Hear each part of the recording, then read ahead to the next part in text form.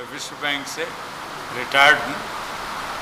पहले विश्व हिंदू परिषद में का प्रांतीय अध्यक्ष रहा बहुत समय तक और अब भी इसी प्रकार के कार्यों में अपनी सामर्थ्य के अनुसार लगा हुआ।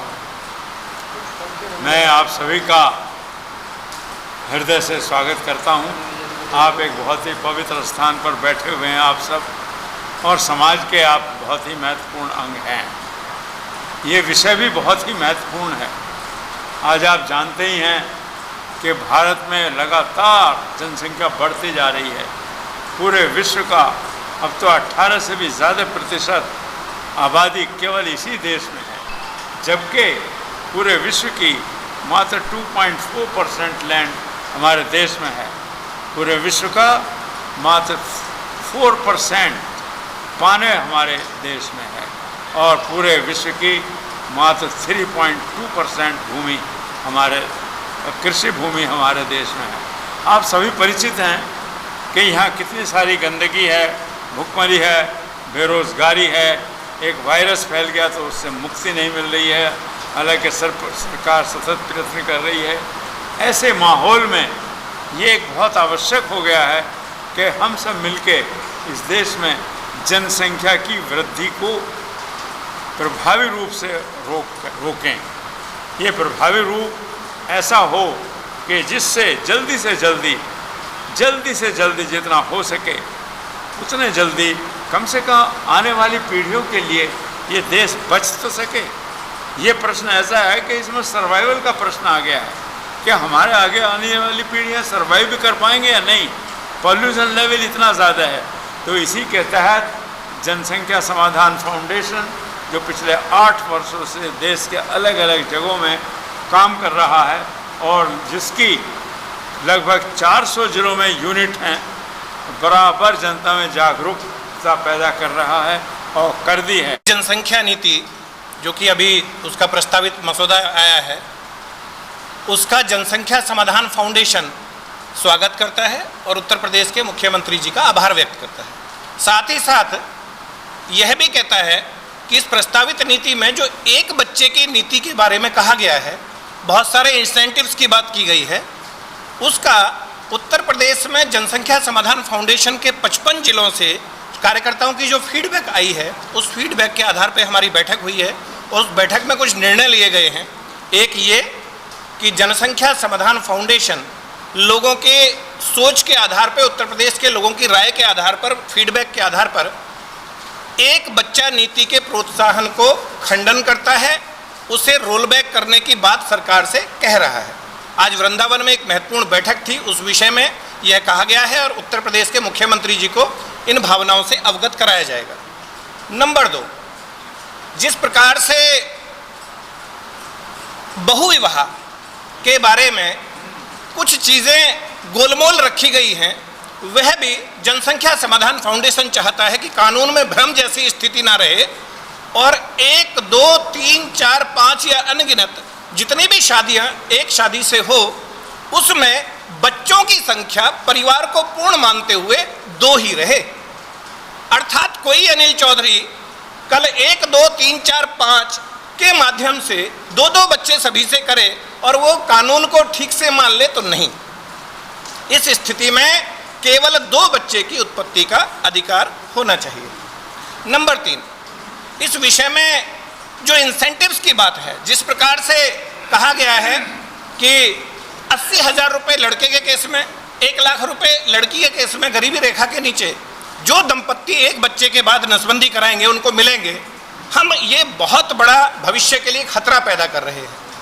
जिनको एक बच्चा पहला लड़का हो जाएगा, वो दूसरी लड़की इतने बड़े खतरे के लिए दूसरा बच्चा पैदा नहीं करेंगे और इस कारण से भारत में लड़कियों की संख्या के मामले में भी असंतुलन हो जाएगा और एक देश का बड़ा वर्ग, उत्तर प्रदेश का भी बड़ा वर्ग, जो पहले से 2 बच्चे नीति पे काम कर रहा है, जो पहले से ही 2 बच्चा नीति को मान के बैठा है, इतने बड़े जो इंसेंटिव्स हैं, प्रोत्साहन है, बल्कि मैं कहूँगा लालच है, प्रलोभन है एक बच्चा पैदा करने का, उसका हम लोग खंडन करते हैं और यह संशोधन कराने की मांग करते हैं। एक और बात है महत्वपूर्ण जो आपसे कहनी हो, वो ये कि उत्तर प्रदेश हिंदी भाषी राज्य होने के बावजूद जिस प्रकार से अधिकारियों ने जल्दबाजी में मात्र अंग्रेजी में मसौदा उपलब्ध कराया है। इसका अर्थ यह है कि वो गंभीर नहीं थे अधिकारी, उनको हिंदी में मसौदा उपलब्ध कराना था और मात्र 19 जुलाई तक का समय दिया है सुझाव मंगाने का, तो वह समय 31 जुलाई तक होना चाहिए। यह भी जनसंख्या समाधान फाउंडेशन की मांग है। इसलिए अंतिम बात मैं कहूँगा, जनसंख्या समाधान फाउंडेशन के 55 जिले जो उत्तर प्रदेश में हैं और उनकी कार्यकारिणियाँ हैं, वह जिलाधिकारी के माध्यम से ज्ञापन सौंपेंगे और इस कानून में वन चाइल्ड पॉलिसी की मांग को खारिज करेंगे। धन्यवाद। स्वागत करता हूं। और जैसे हमारे संरक्षक महोदय माननीय डॉक्टर हरपाल सिंह जी ने आपको बताया कि ये हमारा संगठन जनसंख्या समाधान फाउंडेशन पिछले 8 वर्षों से लगातार इस विषय पर काम कर रहा है कि 2 चाइल्ड पॉलिसी बननी चाहिए। जाति से उठकर और धर्म से उठकर ये नियम लागू हो कि 2 बच्चे होने के बाद तीसरे बच्चे पर जितनी भी सरकारी सुविधाएं हैं वो वापस ले ली जाएं, जितने भी वोटिंग अधिकार है और जो भी राशन वगैरह मिलता है सारी सुविधाएं वापस ले ली जाएं और पदोन्नति वगैरह उनकी रोक दी जाए। और चौथी संतान होने पर सज़ा का प्रावधान हो जो कम से कम 10 साल होना चाहिए। और इस कानून को सरकार सख्ती के साथ पेश आए, सख्ती के साथ लागू करे, ये हमारा नीति है पहले से ही। और आप देख रहे हैं कि इसमें बहुत सी डिबेट आ रही हैं आजकल, और दूसरी तरफ से भी जो लोग पॉपुलेशन बढ़ाकर हमारे देश के अंदर कब्जा करना चाहते हैं, मैं तो कहता हूं कि हमारे देश में नहीं पूरे विश्व में सब जगह उनकी यही स्थिति है। तो मैं उन लोगों को कहना चाहता हूं, जैसे डॉक्टर साहब ने बताया कि हमारे यहाँ ज़मीन पूरे विश्व के भूभाग की 18% है और जनसंख्या 18% है, भूभाग और जो ज़मीन है 2.4% है। तो ये उन लोगों को सोचना चाहिए कि इतनी ज़्यादा जनसंख्या कहाँ पर रहेगी जो आज जनसंख्या बढ़ाते जा रहे हैं, या 4% हमारे यहाँ केवल पानी है। आने वाली पीढ़ी को पानी कहाँ से मिलेगा, कहाँ से ऑक्सीजन मिलेगी? तो उनको सोचना चाहिए कि ये नीति सभी पर लागू हो रही है और सभी को इसको मानना चाहिए। और साथ ही साथ मैं ये भी देखता हूँ कि बहुत से मुल्ला जी, मौलवी जी ये कहते हैं कि ये तो अल्लाह की देन है। तो मैं उनको कहना चाहता हूँ कि ये तो हमारे भी ईश्वर की देन है। हमारे यहाँ तो कहते हैं जो ईश्वर करता है ठीक करता है, हमारे यहाँ भगवान की देन है। और इतिहास भरा पड़ा है, हमारे तो साधु महात्मा ऋषि मुनि सबके परिवार होते थे, हजार बच्चे होते थे। कौरवों को आप देख लीजिए, वो भी 100 भाई थे। ऐसे इतिहास से बहुत है। लेकिन जब कांग्रेस सरकार ने इस पर रोक लगाने का प्रयास किया, हम तो राम राम। जनसंख्या समाधान फाउंडेशन की तरफ से मैं आप लोगों का सभी को राम राम। जनसंख्या समाधान फाउंडेशन की तरफ से मैं आप सभी लोगों का हृदय से अभिनंदन करती हूँ। बहुत बहुत धन्यवाद, आप लोग आए और आप लोगों ने समय दिया। जहाँ तक इसका प्रश्न है, जनसंख्या समाधान फाउंडेशन जो योगी जी के द्वारा जिस तरह से उसको फॉर्मेट लाया गया है, हम उसका पूर्ण समर्थन करते हैं, लेकिन कुछ चेंजेस के साथ में।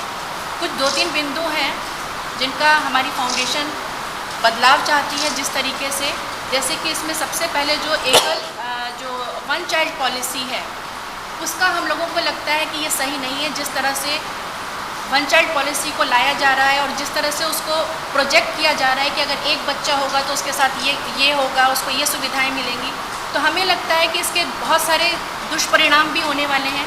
इसका गलत तरीके से इस्तेमाल होगा, इससे भ्रष्टाचार भी फैलेगा, हर तरह की इसमें वो आएंगी, प्रॉब्लम्स आएंगी। दूसरी चीज़ है, जो ड्राफ्ट अभी प्रस्तुत किया गया है उसको अंग्रेज़ी में प्रस्तुत किया गया है। उत्तर प्रदेश में जो बहुसंख्यक हैं वो हिंदी समझते हैं और हिंदी बोलते हैं, तो ये भी एक प्रस्ताव रखा गया है फाउंडेशन की तरफ से कि हम लोग उनसे प्रार्थना करते हैं योगी जी से कि एक ऐसा ड्राफ्ट हो जो हिंदी में भी हो और हर व्यक्ति उसको पढ़ सके और उसकी गंभीरता को समझ सके। तीसरा इम्पॉर्टेंट पॉइंट ये है कि जो ये कानून है, इसके संबंध में जो ये ड्राफ्ट आया है, इसके संदर्भ में जो जनता से सुझाव मांगे गए हैं उसकी डेट को बढ़ाया जाए। समय बहुत कम दिया गया है। आम जनता जो है समय लेती है चीज़ों को धीरे धीरे पढ़ना, समझना और उसके ऊपर फिर अपने वक्तव्य देना। तो जल्दबाजी में कोई भी निर्णय ना लिया जाए। ये बहुत महत्वपूर्ण कानून है और ये आने वाले भविष्य की संतानों को, हमारे देश को, हमारे धर्म को हर तरह से बचाने के लिए ये बहुत ज़रूरी है।